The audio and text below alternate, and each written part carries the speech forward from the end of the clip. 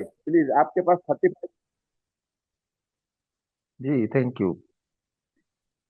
नमस्ते दोस्तों, मेरा नाम शेषराज है और मैं एक शराबी हूँ। भगवान की असीम कृपा है, अल्कोहलिक्स अनोनिमस का साथ है, आप सभी भाइयों की मदद है। यही वजह है दोस्तों, आज भी मैं शराब के गुट से दूर हूँ। एक अच्छी और संतुलित जिंदगी जीने की कोशिश कर रहा हूँ। दोस्तों, सबसे पहले तो नेपाल ऑनलाइन मीटिंग का मैं बहुत बहुत आभारी हूँ, जिन्होंने आज मुझे अपने अनुभव साझा करने का मौका दिया और जो विषय दिया है, हाउ इट वर्क्स, ये कैसे काम करता है, इस पर जो भी मेरे अनुभव है मैं वो आज आपके सामने रखने की कोशिश करूंगा। दोस्तों, लगभग मेरा 15 साल का शराबी जीवन रहा है और एक रॉक बॉटम अल्कोहलिक की जिंदगी जीकर मैं ए में आया था। यानी पूरी तरीके से तबाह बर्बाद जिंदगी का एक भी फ्रंट ऐसा नहीं था कि जिसको मैं बोल सकता था कि ठीक था। चाहे वो मानसिक हो, शारीरिक, आर्थिक, पारिवारिक, सामाजिक, आध्यात्मिक, हर फ्रंट पे मैं पूरी तरीके से तबाह हो चुका था दोस्तों। एक बार मैं मरते मरते बच चुका था 2003 में, और बहुत ही मुश्किल से मेरी जान बची थी। मगर 11 महीने के बाद में फिर दोबारा मेरी जिंदगी में शराब आई और फिर वापस मेरे साथ में वही सारी चीजें फिर होने लगी और मेरी जिंदगी और बद से बदतर बनती चली गई। आखिरी के जो दिन थे दोस्तों, वो तो इतने खराब थे कि रोज मरना और रोज जीना। हाथ पांव कांप रहे, दिल धड़क रहा, चक्कर आके गिर रहा है आदमी, हाथ पांव टेढ़े हो रहे, और एक कांस्टेंट फियर। ऐसा लगता था कि मेरी जान निकल जाएगी। इसीलिए दोस्तों, मैंने कहीं तो भी शराब से दूर रहने की कोशिशें भी शुरू की। मैं खुद भी आखिरी के दिनों में चाहता था कि मेरी शराब बंद हो जाए, मगर ना तो मेरा विल पावर काम में आ रहा था। कई बार मैं कोशिश करता भी था तो कुछ दिन के लिए शराब बंद हो जाती थी, कंडीशनल सरेंडर जिसको कहते हैं। मगर जैसे ही परिस्थितियां नॉर्मल होती थी, फिर किसी न किसी बहाने शराब जिंदगी में आ जाती थी। पहले जैसी नहीं पिएंगे, कभी कभार पिएंगे, ब्रांड बदल देंगे। मगर दोस्तों, वो मैं कुछ कर ही नहीं पा रहा था उसके बारे में। मैंने आसपास के जो डॉक्टर्स थे, उनकी भी मदद लेने की कोशिश की। एक सरकारी हॉस्पिटल का साइकियाट्रिक था, उनके भी पास में गया। मगर दोस्तों, जब मैं पीकर ही जाता था तो साइकियाट्रिक ने मुझे भगा दिया था। और जो आसपास के डॉक्टर्स थे, वो तो ज्यादातर नींद की ही गोलियां या इंजेक्शन देते थे। तो शराब कुछ बंद होने का नाम ले नहीं रही थी। और आखिरकार दोस्तों, मुझे भी लग रहा था और मेरे साथ में जुड़े हुए सबको भी लग रहा था कि अब ये कभी सुधर नहीं सकता, इसकी शराब बंद नहीं हो सकती। और मेरे घर के लोगों ने खुद बोलना शुरू कर दिया था कि अब ये अ, मर भी गया तो अभी हमको इससे कोई लेना देना नहीं। 2003 के बाद में मैं बीमार गिरा था 2003 में, और बहुत ही खराब हालत थे मेरे। बिल्कुल मुझे बैसाखियां लग गई थी, हड्डियों का मैं पूरा ढांचा बन गया था, और बड़ी मुश्किल से मेरी जान बची थी। लेकिन इतना होने के बावजूद जब मैं 11 महीने के बाद में ठीक हुआ और फिर जिंदगी में शराब आई, तो उसके बाद में तो लोगों ने मेरे बॉयकॉट कर दिए थे। दोस्त, पड़ोसी, रिश्तेदार, जो भी थे, सबने एक दूरी बना ली थी। और सुबह शाम दारू के अड्डे पे पड़े रहना, काम धंधे पर जाना भी तो बस दारू का जुगाड़ कैसे हो, इसी सोच में उधड़ बुन में पूरा दिन बीतता था। और कहीं तो भी सबने मेरी उम्मीद छोड़ दिए थे। तो कुल मिला के ऐसी परिस्थितियां थी दोस्तों कि दारू बंद करना चाहता हूँ लेकिन दारू बंद नहीं हो रही। लिमिट में पीना चाहता हूँ, मगर लिमिट में भी नहीं पी पा रहा हूँ। शादी हुई नहीं थी, तो काम धंधा तो पूरा खराब भी हो चुका था। एक अच्छे व्यवसाय में था मैं, उसका पूरा गुडविल खराब कर दिया था, बिल्कुल बेवड़े का स्टैंप लग गया था। तो आर्थिक परिस्थितियां खराब थी, शादी हुई नहीं थी, और शारीरिक हालत खराब हो गई थी। ऐसे में जब दोस्तों कोई सहारा ही नहीं बचा, कोई उम्मीद ही नहीं बची, अचानक मुझे अल्कोहलिक्स अनोनिमस का मैसेज मिला। और वो मैसेज भी मुझे मिला मेरे एक अल्कोहलिक दोस्त की वजह से। 2007 अगस्त में मैं उस दोस्त का हाथ पकड़कर अल्कोहलिक्स अनोनिमस की मीटिंग में आया। कई दिनों के बाद में मुझे याद आया कि मैं उससे पहले भी एक बार एक ही मीटिंग में आ चुका हूँ, मगर मुझे खुद ही नहीं मालूम था कि ये एक ही मीटिंग है। एक नॉन अल्कोहलिक दोस्त, जो मेरे दोस्त मेरी मेरी बड़ी फिक्र करते थे, और वो भी कहीं तो भी इंक्वायरी करते रहते थे कि इसकी शराब बंद हो जाए।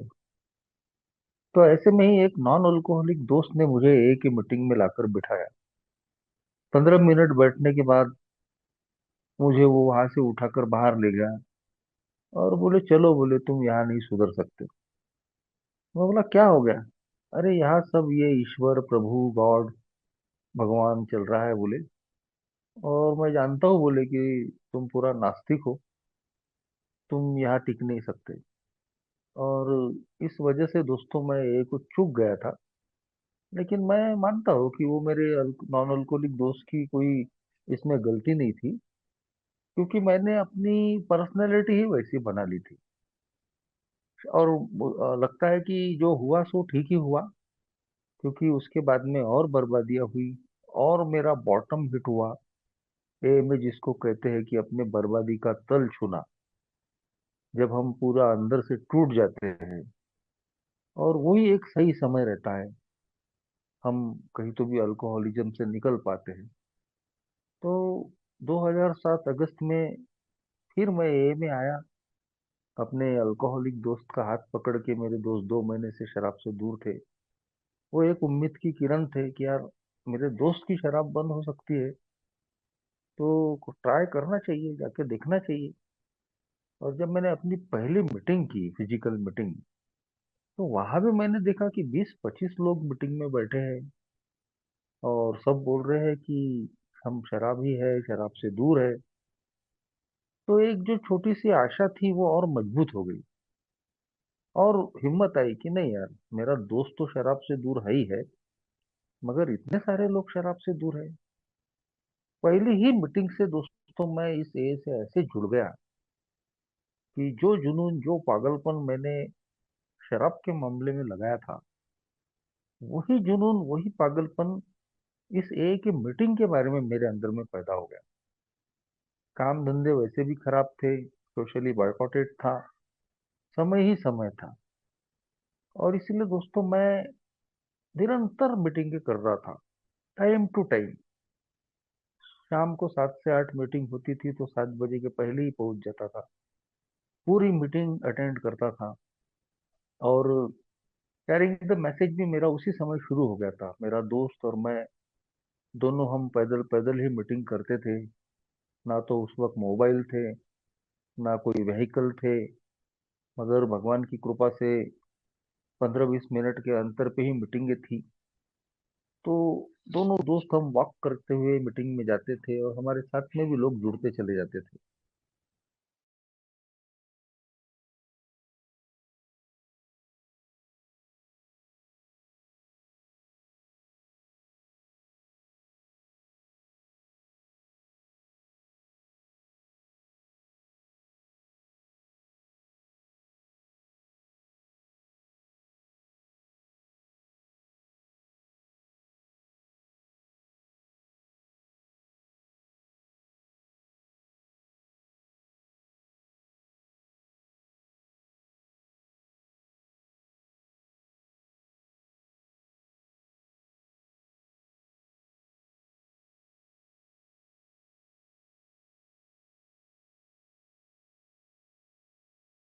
आज आ रही है? हेलो। जी अरे अभी वैसा अभी आ रहा है जी। हाँ, नेटवर्क चले गया था शायद। तो दोस्तों, मैंने कब अपना पहला स्टेप ले लिया, कब मैंने शराब के सामने में सरेंडर कर दिया, कब अपनी बर्बादी कबूल कर ली, कैसे मुझे शराब की दूरी मिल गई, कुछ पता ही नहीं चला। लेकिन धीरे धीरे दोस्तों, जैसे जैसे इस मीटिंग में मैं आ रहा था, तो वैसे वैसे मुझे ओल्ड टाइमरों के अनुभव से बीच में थोड़ा थोड़ा लिटरेचर पढ़ना शुरू किया। तो उससे अल्कोहलिज्म नाम की बीमारी के बारे में पता चला। कैसे इसने मेरे मन को, मेरी शरीर को, मेरी आत्मा को बिल्कुल जकड़ के रखा है। और एक ही सर्विस साथ में थी, बहुत ही जल्दी मैं एक होम ग्रुप का चेयरमैन बना दिया गया। और उस सेवा में कैसे मेरा पहला साल निकल गया, पता भी नहीं चला। तो इधर मेरी सोब्राइटी बढ़ रही थी, और कहीं तो भी अच्छा नाम हो रहा था। ए में भी अच्छा नाम हो रहा था, ए के बाहर भी अच्छा नाम हो रहा था कि बहुत ही एक्टिव लड़का है, बहुत ए में काम कर रहा है। ए के बाहर के लोग भी अप्रिशिएट कर रहे थे कि देखो, एक जमाने में इतना शराब पीता था, मगर अभी दूसरों की शराब छुड़वा रहा है। अब ये तो हम सब जानते हैं कि हमारे हाथ में किसी की शराब बंद करना नहीं है। हम अपनी खुद की ही शराब बंद नहीं कर सकते, तो हम दूसरों की शराब क्या बंद करेंगे। लेकिन बाहर की दुनिया के लोगों का ऐसा एक परसेप्शन रहता है। तो दोस्तों, धीरे धीरे मेरी शराब की दूरी बढ़ रही है, मगर देख रहा था कि अभी भी अंदर से कुछ अधूरा अधूरा लग रहा है। 3 साल की सोबराइटी के बाद कहीं तो भी सोचने का मौका मिला कि मैं शराब से दूर हूँ, लोग भी अच्छा अप्रिशिएट कर रहे हैं, लेकिन उसके बावजूद भी एक अधूरापन क्यों है, मैं संतुष्ट क्यों नहीं हूँ। तो आखिरकार मुझे इस प्रोग्राम पर वापस आना पड़ा। ऐसा नहीं था कि ओल्ड टाइम और अपने अनुभव से बार बार बता नहीं रहे थे, बार बार बता रहे थे, लेकिन मैं अपने मतलब की सुन रहा था। ओल्ड टाइम और कह रहे थे कि ये प्रोग्राम सिर्फ शराब बंद करने का नहीं है, शराब बंद करने के बाद में ये प्रोग्राम शुरू होता है, खत्म नहीं होता। और सिर्फ शराब बंद कर देने से मेरी बीमारी ठीक नहीं हो रही है। 12 कदमों का ये प्रोग्राम है, मगर मेरे जैसा शराबी तो 2 कदम लेके ही खुश हो जाता है। पहला कदम ले लिया, शराब के सामने में हार मान ली, अपनी बर्बादी कबूल कर ली, और फिर सीधा 12वें कदम पे छलांग लगा देता है, कैरिंग द मैसेज। अपनी शराब बंद हो चुकी है, अब दूसरे शराबियों की शराब बंद करना है। और उसी सर्विस के घोड़े पे मैं सवार होके, मुझे लग रहा था कि बस यही तो एक का प्रोग्राम है, खुद भी शराब से दूर रहो और अन्य शराबियों की मदद करो। मगर मैं इस बात को मैं समझ ही नहीं पाया कि ये जो बीमारी है, ये एक आध्यात्मिक बीमारी है। शुरू शुरू में एक बार मैंने किसी उपन्यास के रफ्तार से बिग बुक पढ़ी थी, और सब कुछ तो समझ में आया ही नहीं। मगर जब बाद में फिर दोबारा मैंने बिग बुक पढ़ी, तो उसमें चैप्टर 5, हाउ इट वर्क्स जो है बिग बुक का, उसमें वो बात लिखी है कि हमारी ये जो बीमारी है वो एक स्पिरिचुअल मेलेडी है, एक बीमारी। और जैसे जैसे हम आध्यात्मिक बीमारी से मुक्त होते हैं, वैसे वैसे हम मानसिक और शारीरिक रूप से ठीक होते चले जाते हैं। तो कहीं तो भी दोस्तों गरज महसूस हुई 3 साल की सोबराइटी के बाद कि नहीं, अब सिर्फ शराब से दूर होने में काफी नहीं है, अब मुझे इन 12 कदमों के प्रोग्राम पे काम करना जरूरी है। क्योंकि जैसे मेरे संबंध पहले खराब हो रहे थे पीने के दिनों में, तो वैसे ही संबंध ए में आने के बाद में भी खराब हो रहे हैं, मेरे अपने स्वभाव की वजह से। एक डोमिनेटिंग स्वभाव था मेरा कि मेरे हिसाब से होना चाहिए, मैं जैसा चाहता हूँ वैसा होना चाहिए, लोग मेरे हिसाब से चले, सारी चीजें मेरे हिसाब से हो, लोगों की गलतियां निकालना, लोगों पे ब्लेम करना। और उसमें कई बार होता ही था कि फिर लोगों से संबंध खराब हो जाते थे। अल्कोहलिक्स अनोनिमस में भी यही हाल था। ग्रुप में, जो जिस ग्रुप में हूँ, उस ग्रुप के मेंबरों से संबंध खराब हो रहे। फेलोशिप में एक ही काम करते वक्त एक ही फेलोशिप में मेरे संबंध खराब हो रहे। कई कई बार मैं उल्टामोरों से उलझ जाता था। कई बार न्यू कमर्स को कुछ मेरे मुंह से निकल जाता था। और वही चीजें पर्सनल लाइफ में भी हो रही थी, घर में भी हो रही थी। ए में आने के बाद में, 2 साल के बाद मेरी शादी हुई।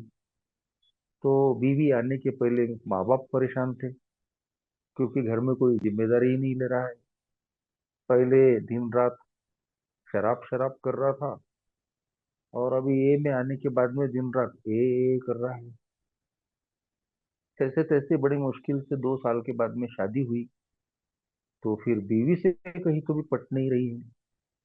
तो ये जो सारी चीजें थी, इन चीजों ने मुझे सोचने पे मजबूर कर दिया कि शराब की दूरी के बाद में भी मुझे वो सेटिस्फेक्शन, वो संतुष्टि नहीं मिल रही है। वैसे ही मेरे संबंध पहले से ही जैसे खराब होते थे, वैसे ही आज भी हो रहे हैं। और तब जाके समझ में आया दोस्तों कि सिर्फ शराब की दूरी काफी नहीं है।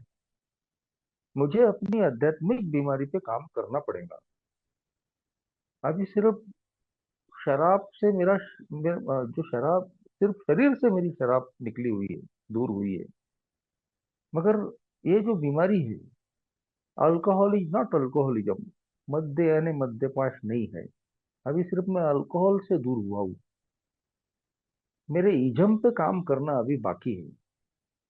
मेरे मेरी जो पर्सनैलिटी है, जो मेरा व्यक्तिमत्व है, इस पर मैं जब तक काम नहीं करूंगा, तो अल्कोहलिक्स अनोनिमस जिस हैप्पी जॉयस फ्री लाइफ की बात करती है, जिस स्पिरिचुअल डेवलपमेंट, स्पिरिचुअल प्रोग्रेस की बात करती है, जो मुझे एक स्थिरता देती है, एक चित्त शांति देती है, वो मुझे मिलने वाली नहीं है।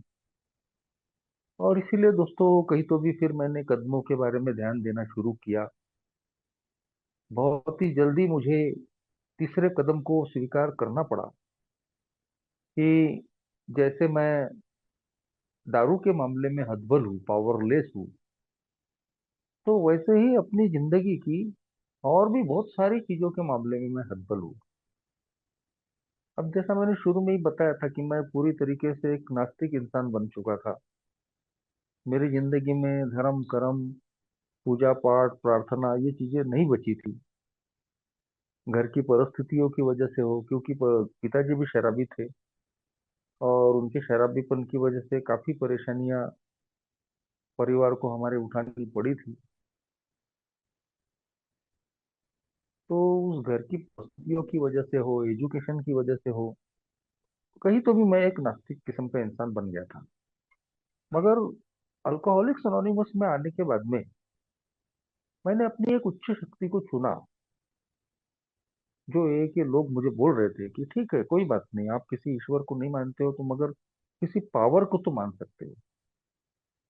तो मैंने तो शुरू में पहले अल्कोहलिक्स अनोनिमस को ही अपनी उच्च शक्ति बनाया कि बिल्कुल ये जो जगह है, ये मेरे से पावरफुल है। क्योंकि जो काम मैं अपने बलबूते पे नहीं कर पाया, वही काम ये इस मीटिंग के द्वारा हो रहा है कि मेरे जैसा चौबीसों घंटे शराब पीने वाला शराबी कैसे एक एक दिन के आधार पर शराब से दूर हो रहा है, पता भी नहीं चल रहा। और साथ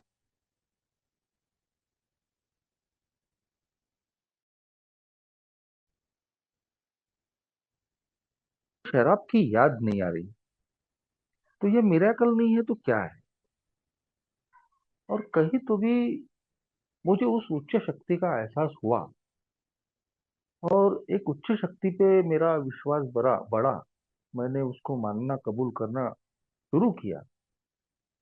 कुछ इंसिडेंट्स लाइफ में ऐसे भी हुए कि जिससे मेरी उच्च शक्ति पे मेरी श्रद्धा बढ़ी।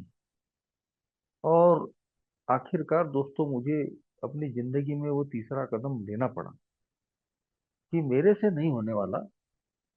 जो भी मेरी शक्ति, उच्च शक्ति है, जो भी जिस पर भी मैं बिलीव करता हूँ, उसके ऊपर सब छोड़ना पड़ेगा। जैसे कि मेरी शादी, तमाम कोशिश करने के बावजूद भी शादी हो नहीं पा रही थी। 6 महीने ही हुए थे कि एक एंगेजमेंट मेरी जुड़कर टूट गई। मगर भगवान की कृपा है कि मैं शराब नहीं पी पाया, शराब के विचार नहीं आए। और दूसरा इंसिडेंट ऐसा हुआ कि 2 साल से मैं ए में था, और उसके बावजूद भी लड़की वाले जब एक बार इंक्वायरी करने के लिए आए तो कुछ लोगों ने बता दिया, अरे वो पीछे पड़ा होगा। जबकि मैं 2 साल से ए में सोबर था।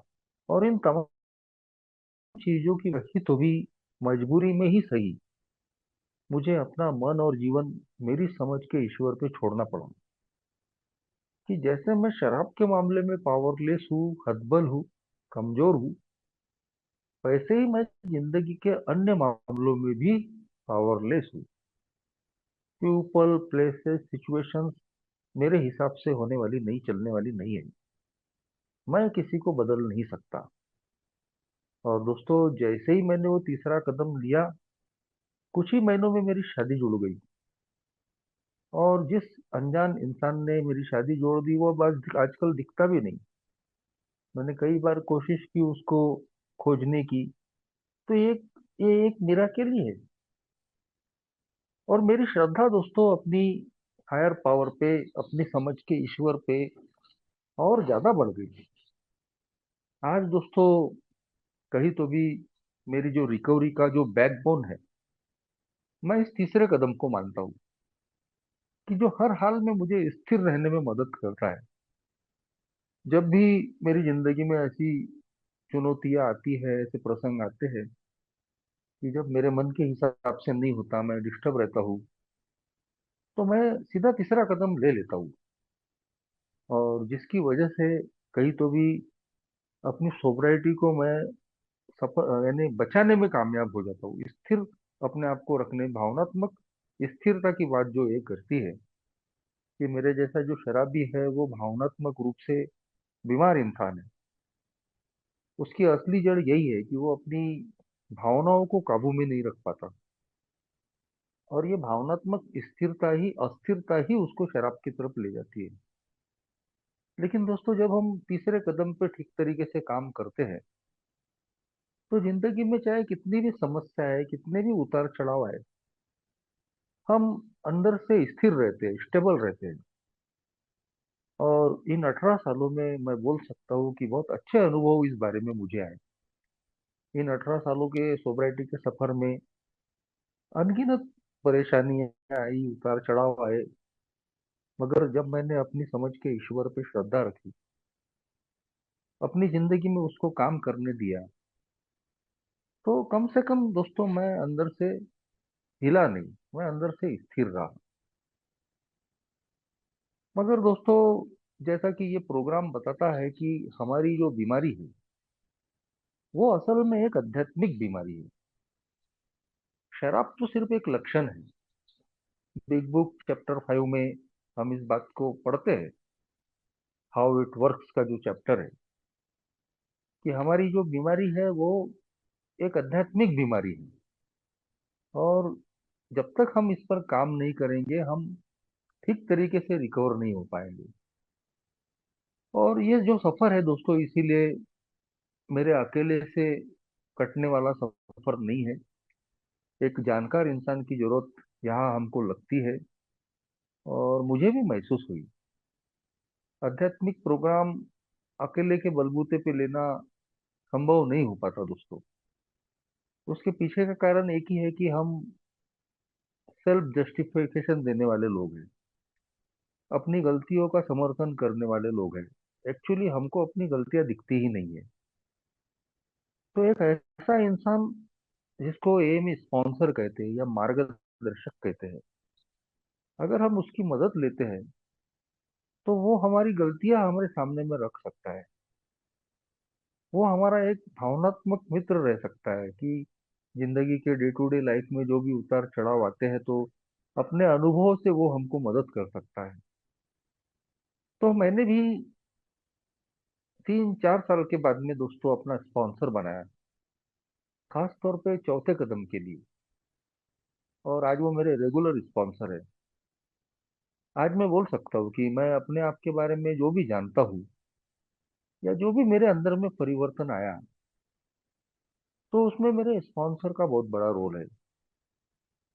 उन्होंने मुझे कहीं तो भी अपने आप को जानने में मदद की, मेरी हौसला अफजाई की। जो भी उनके अनुभव थे वो अनुभव मेरे सामने में रखे, और उनसे काफी कुछ सीखने को मिला दोस्तों। तो उनके मार्गदर्शन में ही मैंने चौथे कदम की अपनी छानबीन की, मोरल इन्वेंट्री ली, अपनी नैतिक जीवन की सूची बनाई। सारा कच्चा चिट्ठा दोस्तों मैंने उसमें खोल के रख दिया। और सही में जो चौथा कदम कहता है कि निर्भयता पूर्वक और खोज खोज के, उसी तरीके से मैंने करने की कोशिश की, पूरी ईमानदारी से, बगैर डरे और खोज खोज के। काफी उसमें मुझे समय भी लगा वो सब लिखने में। आजकल तो चार्ट सिस्टम आए हैं, बहुत रेडीमेड तरीके से वो बड़ी आसान हो जाता है अपनी मोरल इन्वेंट्री लेना। बिग बुक चैप्टर 5 के आधारित ही वो चार्ट बनाए गए हैं। चार प्रमुख तौर पे जो इन्वेंट्री हम लेते हैं दोस्तों, एक तो है हमारे अंदर के खुन्नस की, गुस्से की, रिजेंटमेंट जिसको कहते हैं। दूसरी है फियर, किस किस प्रकार के भय डर से हम ग्रसित है। और तीसरी है सेक्स इन्वेंट्री, लैंगिकता के बारे में हमारे विचार कैसे हैं, हमारे व्यवहार कैसे थे। और अंत में एक आखिरी जो चौथी इन्वेंट्री थी कि इसके अलावा हमने किस किस को नुकसान पहुंचाया। तो वो जब सारी इन्वेंट्री मैंने लिख ली, क्योंकि बिग बुक चैप्टर 5 में लिखा है दोस्तों कि ये चीजें लिखनी चाहिए, लिखी हुई चीजें हमको ज्यादा फायदा पहुंचाती है। तो कई बार सवाल आते हैं कि भाई, जो आदमी पढ़ा लिखा ही नहीं है, जिसको लिखना पढ़ना ही नहीं जानता, तो वो फिर कैसे करे। तो बिल्कुल ये एक एक्सेप्शन है। जिस आदमी को पढ़ना लिखना ही नहीं आता, वो मौखिक रूप से या ओरली भी अपनी मोरल इन्वेंट्री ले सकता है, इसमें कोई दिक्कत नहीं है अपने स्पॉन्सर के साथ। लेकिन जो भी लिखना पढ़ना जानता है, उसने बिग बुक में जो जिस तरीका बताया है, उस तरीके से वो होना ही चाहिए। उसका अपना एक मजा है, वो ज्यादा फायदेमंद है। और इसलिए दोस्तों मैंने लिखा, सब लिखा, कैसे कैसे मैं अपने लोगों से अलग अलग कारणों से, छोटी छोटी बातों पे चिढ़ा हुआ हूँ, गुस्से में हूँ, खुन्नस से भरा हुआ हूँ, किस किस प्रकार के डर मेरे अंदर में है, सेक्स के मामले में मेरे व्यवहार कैसे थे, मेरे विचार कैसे थे। और फिर इसके अलावा कैसे कैसे लोगों को मैंने नुकसान पहुंचाया है। और नुकसान सिर्फ आर्थिक ही नहीं होता है, नुकसान की श्रेणी में सभी नुकसान नुकसान आते हैं। किसी का आर्थिक नुकसान किया, किसी की भावनाओं को चोट पहुंचाया, किसी के मन को दुखाया, किसी को शारीरिक नुकसान पहुंचाया। और वो सब लिखने के बाद में दोस्तों, जब मैंने खुद उनको पढ़ा, तो मुझे समझ में आ गया कि मेरी असल बीमारी क्या है। जो लिखा है बिग बुक चैप्टर 5 में कि अल्कोहल तो सिर्फ एक लक्षण है, असली जड़ मेरा व्यक्तिमत्व है, मेरी पर्सनालिटी है। ये बात आखिरकार मुझे माननी पड़ी, कबूल करनी पड़ी कि बिल्कुल सही बात है। मेरी शराब तो बंद हो जाती थी 2003 में, जब मैं बीमार गिरा, भयंकर तरीके से बीमार गिरा, तब भी दारू बंद हो गई थी। लेकिन उसके बावजूद मैंने 11 महीने के बाद शराब पिया, और ऐसे ही अनगिनत बार, कभी महीने भरे के बाद पी, कभी 15 दिन के बाद पी। तो प्रॉब्लम शराब में नहीं था, प्रॉब्लम मेरी सोच में था। मेरा अहंकार मुझे हार मानने नहीं देता था। मेरा अहंकार मुझे कहता था कि तू डिफरेंट है बाकी लोगों से, मैंने घर में अपने बर्बादी देखी थी पिताजी की, बाहर में भी लोगों को मरते बर्बाद होते हुए देखा था। मगर उसके बावजूद मुझे लगता था कि नहीं, ये जो हुआ है ये लोगों के साथ में हो सकता है, मेरे साथ में नहीं होगा। फिर एक समय ऐसा आया कि मेरी बर्बादी मैंने खुद अपनी नजरों से देखा। उसके बावजूद मैं हार मानने को तैयार नहीं। तो मतलब साफ है कि मेरी बर्बादी के पीछे सिर्फ शराब नहीं है, मेरा व्यक्तिमत्व है, मेरे चरित्र के दोष है, मेरा अहंकार, मेरी काम वासना, मेरी खुन्नस, मेरी ईर्ष्या। तो दोस्तों, कहीं तो भी मेरा अपने आप से परिचय हुआ जब मैंने पांचवें कदम में अपने स्पॉन्सर के साथ बैठ के सब सारी चीजें शेयर की। अपने अपने अनुभव से उन्होंने मेरी हौसला अफजाई की, मेरी हिम्मत बढ़ाई बंधाई कि बोले ठीक है, ये जो भी हुआ है, तुम पहले इंसान नहीं हो कि ये तुम्हारे साथ में हुआ है, या कुछ गलत काम भी तुम्हारे साथ हुए हैं, तुमने किए हैं। तो तुम कोई पहले इंसान नहीं हो कि तुमने ये गलत काम किए। और कहीं तो भी भगवान ने तुमको माफ किया है, इसलिए आज तुम ये में आए हो। मगर अब जब मुझे अपना एग्जैक्ट नेचर ऑफ रॉन्ग, मेरे दोषों की वास्तविक प्रकृति पता चल गई है, तो अब मुझे उस पर काम करना पड़ेगा। अब मैं शराब नहीं पी सकता, शराब अब मेरे पास बहाना नहीं है। तो शराब की तरफ लेके जाने वाली ये जो चीजें हैं, इन पर अगर मैं काम नहीं करूंगा, तो मैं फिर कभी भी दोबारा शराब के अड्डे पे दिख सकता हूँ। और यही चीजें दोस्तों मैंने एए में आने के बाद में भी देखा। बहुत सारे लोग जो मेरे साथ में आए थे, मेरे बाद में आए थे, कुछ मेरे पहले आए थे, वो अलग अलग कारणों से फिर शराब की तरफ जा रहे थे। जिस दोस्त ने मुझे ए का मैसेज दिया, वही 2 महीने के बाद में फिर पीने लग गया था। अरे मैं बोला कैसे, इस दोस्त ने मुझे ए में लाया और ये खुद ही पी रहा है। लगभग 7-8 महीने में उसके पीछे पड़े रहा, लेकिन वो नहीं माना। तो आखिरकार मुझे उसको छोड़ना पड़ा। ओल्ड टाइमरों ने समझाया, उसको छोड़ दे बोले अभी। अब तुम पहले अपनी सोबराइटी पे ध्यान दो, वो आएगा बोले वापस। भगवान की कृपा से वो मेरा दोस्त भी वापस आ गया, आज वो भी सोबर ही है। और भी कई लोगों को मैंने देखा कि अलग अलग कारणों से वो शराब पी रहे थे। कोई अहंकार में आके मीटिंग से दूरी बढ़ा रहा है तो फिर शराब पी रहा है। कोई गुस्से की वजह से शराब पी रहा, पल भर का गुस्सा। गुस्सा एक अल्कोहलिक की नाक पे ही रहता है। और बहाने बनाने में बहुत होशियार रहते हैं हम लोग। इसकी वजह से पिया, उसकी वजह से पिया, गुस्सा आ गया पिया। कोई इजी मनी के चक्कर में आके दारू पी रहे थे, सट्टा लैट्री जुआ, 2 नंबर के काम। तो कोई अनैतिक संबंधों में फंस के शराब पी रहे थे।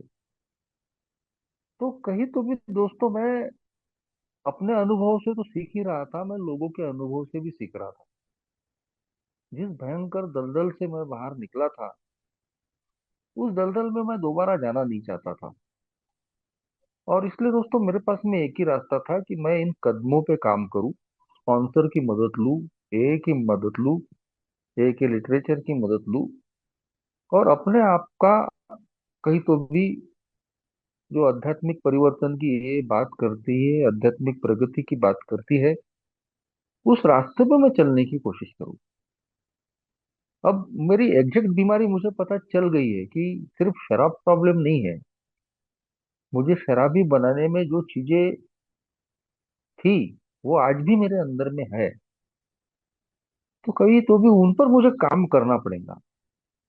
मेरे जो चरित्र के दोष है, मेरी जो स्वभाव की कमजोरियां है, आज मुझे समझ में आ रही है कि यही असली जड़ है। तो एक दिन के आधार पे आज मुझे उन पर काम करना पड़ता है।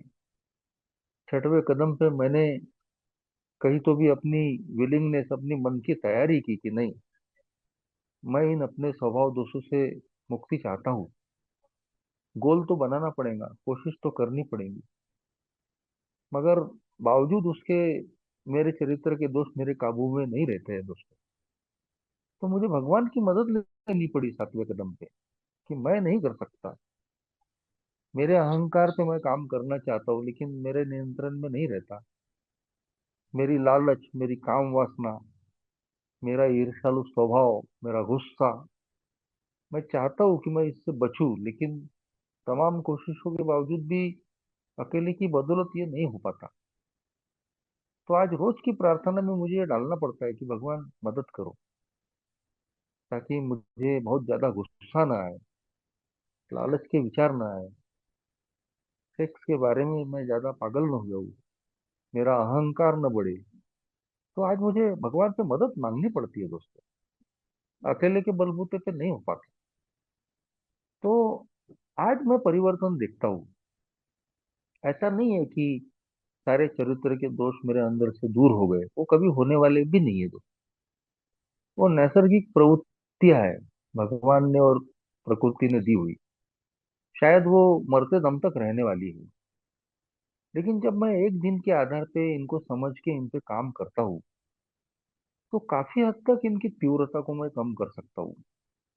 विचार जरूर आएंगे, लेकिन अगर मैं यही के प्रोग्राम पे हूँ, तो मैं इन नकारात्मक विचारों को कहीं तो भी बदलने का काम कर सकता हूँ।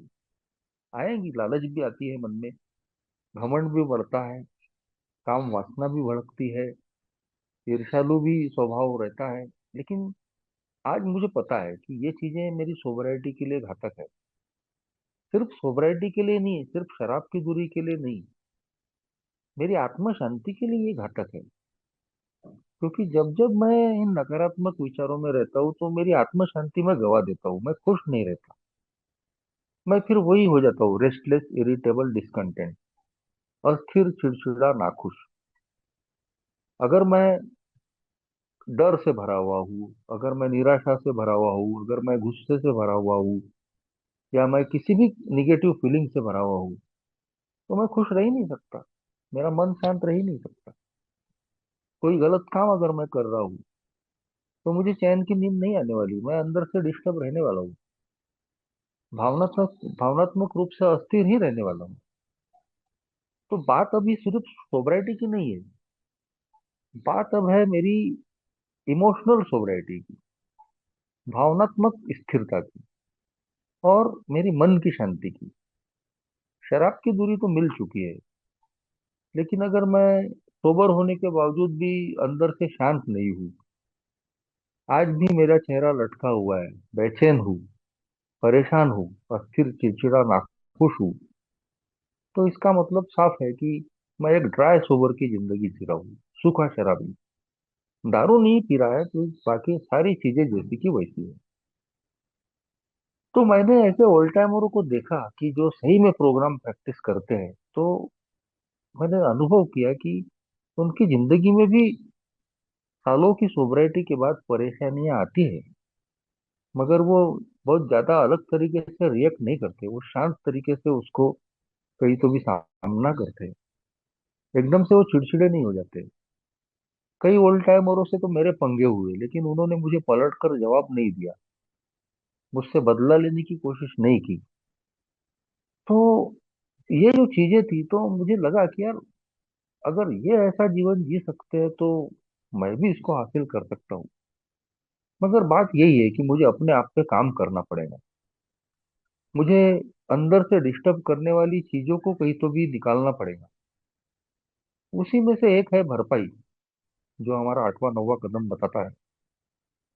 जब हम चौथे 5वें कदम पे अपनी मॉरल इन्वेंट्री लेके सब कुछ शेयर करते हैं, तभी समझ में आ जाता है दोस्तों कि कैसे कैसे लोगों को हमने सताया है, रुलाया है, तड़पाया है। तो आज उन लोगों की भरपाई करने की जिम्मेदारी भी हमारी है। संबंध सुधार जिसको कहते हैं। छोटी छोटी बातों के लिए मैंने लोगों से संबंध खराब किए थे, छोटी छोटी बातों के लिए। तो आज अगर मैं उनसे फिर से संबंध ठीक नहीं करता हूँ, तो फिर मेरी सोब्राइटी का कोई ज्यादा महत्व नहीं रहेगा। और फिर जिन लोगों को मैंने सताया, रुलाया, दुखाया, जिनको नुकसान पहुंचाया, ये लोग अगर नजर के सामने में आ जाते हैं, या इनकी यादें भी आ जाती है, तो मुझे अंदर से बेचैन कर देती है। और इसीलिए एक अब प्रोग्राम कहता है कि भरपाई करना पड़ेगा, अमेंड्स करने पड़ेंगे। जहां गरज है माफी मांगने की, वहां माफी मांगनी पड़ेगी। जहां माफ करने की बात है, तो वहां माफ करना पड़ेगा। भरपाई की बात है तो अगर किसी का आर्थिक नुकसान किया है तो वो भी चुकता करना पड़ेगा। हो सकता है कि एक दिन में ये चीजें ना हो, लेकिन हमारी ईमानदारी हमारे साथ होनी चाहिए कि नहीं, आज नहीं कल हम सबको, सबकी भरपाई करेंगे, सबके अमेंड्स करेंगे। किसी का आर्थिक नुकसान किया है तो आर्थिक नुकसान पूरा करेंगे, किसी के दिल को चोट पहुंचाई है, मन को नुकसान पहुंचाया है, तो कहीं तो भी उसकी माफी मांगेंगे। तो ये सारी चीजें भी जब धीरे धीरे मैंने शुरू की, तो मेरे बिगड़े हुए संबंध ठीक होने लगे दोस्तों। आज भी ऐसे कुछ लोग हैं कि जिनकी मैं भरपाई नहीं कर पाया। 18 साल जरूर हो गए, लेकिन ईमानदारी से कबूल करने की बात है कि है कुछ भी लोग हैं ऐसे ऐसे कि आज भी हिम्मत नहीं होती उन तक जाने की। लेकिन ज्यादातर लोगों से मेरे आज संबंध अच्छे हैं। कई लोगों ने तो मुझे देखते बराबर ही माफ कर दिया, जब उनको पता चला कि यार इतना अट्टल बेवड़ा, ये आज शराब से दूर है, अच्छी जिंदगी जी रहा है, लोगों को मदद कर रहा है, तो उन्होंने ऐसे ही मुझे माफ कर दिया। तो ये भी मिरेकल्स होते हैं कि लोग हमारे शराबीपन से दुखी थे, वो हमारा बुरा नहीं चाहते थे। ऐसे कई लोग हमको मिलते हैं दोस्तों कि जो हमको गले लगा लेते हैं, हमको अप्रिशिएट करते हैं, नहीं यार तुमको देख के खुशी होती है, बोलते हैं यार तुम जिंदा भी हो, शराब से दूर हो, एक अच्छी जिंदगी जी रहे हो। तो ये चीजें हमको अनुभव करने को मिलती है दोस्तों, इस रिकवरी प्रोग्राम को जब हम प्रैक्टिस करते हैं। यही चीजें का प्रोग्राम कहता है कि one day at A time practice करनी पड़ेगी। जो भी आपने सीखा है, अपने भगवान पे भरोसा करना, दारू के सामने में हार कबूल करना, अपनी दैनिक छानबीन करते रहना, कहीं तो भी अपने चरित्र के दोषों पे काम करते रहना, भरपाई करना, ये प्रोग्राम सिर्फ एक बार कर लेने से नहीं होने वाला। ये मेरी डे टू डे लाइफ का, दैनंदिन जीवन का हिस्सा बनना चाहिए। जो हमारा 10वां कदम कहता है, 11वां कदम कहता है कि हमको अपने ईश्वर से संपर्क बनाए रखने पड़ेंगे, सचेत संपर्क।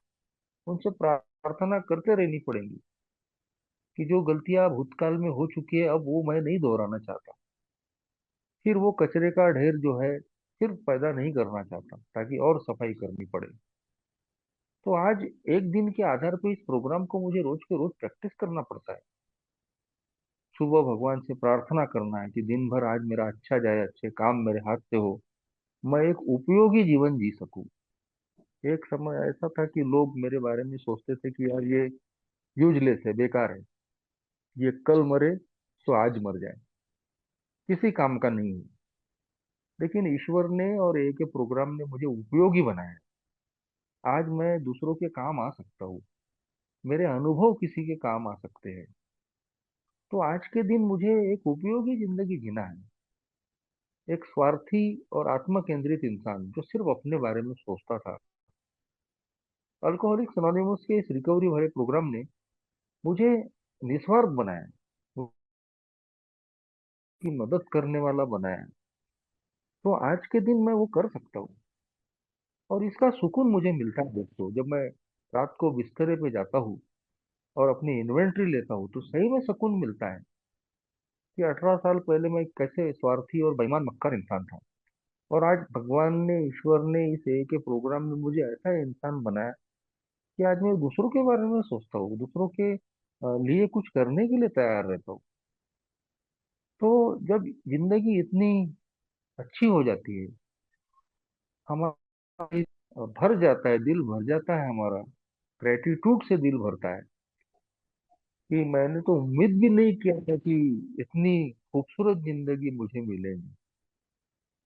तो अल्कोहलिक्स एनोनिमस का ये प्रोग्राम 12वें कदम में कहता है कि ये जो ग्रेटिट्यूड है ईश्वर के प्रति और ए के प्रति, ये ग्रेटिट्यूड अब कृति में होना चाहिए, सिर्फ मुंह जबानी नहीं होना चाहिए। जैसे आपकी जिंदगी अच्छी हुई है तो यही काम आपको अन्य लोगों के साथ में भी करना पड़ेगा।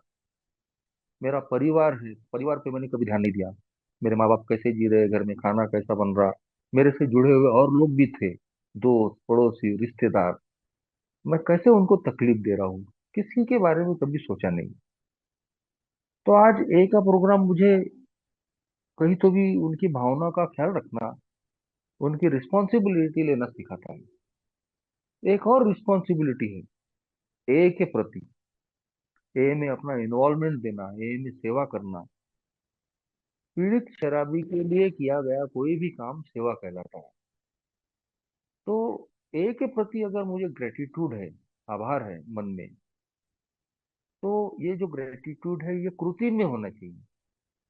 आज मैं अपने आप को पूछना चाहिए कि क्या मैं किसी शराबी की मदद करता हूँ। कई प्रकार से मदद की जाती है। हम जब ए में अपने अनुभव बांटते हैं, वो भी सेवा है। हमारे अनुभव से किसी अल्कोहलिक की जान बच सकती है, वो यहाँ रुक सकता है। फिर एक सर्विस स्ट्रक्चर में भी हम भाग ले सकते हैं। हम ग्रुप का चेयरमैन बन जाते हैं। ऑनलाइन मीटिंग है तो वहाँ होस्ट करते हैं। ये हम एक को सेवा दे रहे हैं, अपना समय दे रहे हैं।